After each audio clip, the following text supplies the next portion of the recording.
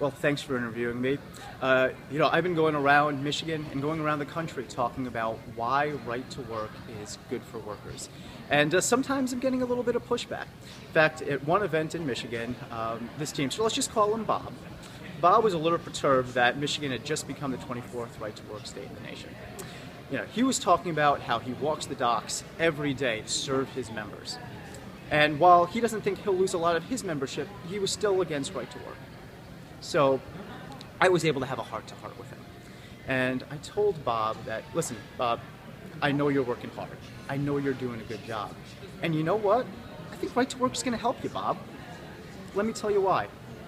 All right to work does is take away the union's ability to get a worker fired if that worker refuses to pay them. That's it.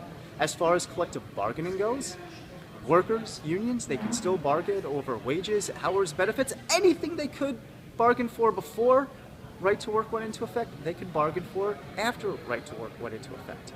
And Bob, you know what it's going to do for you? It's going to make your union stronger. And I told him I wanted to give him more work. I wanted to give him more members. Because right to work lets unions prove their worth to their membership.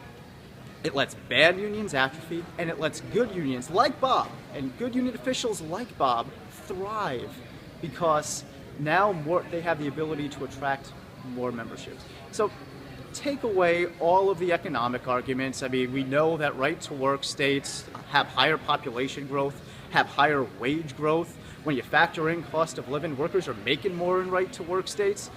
All of that is secondary. It's that right to work is about freedom.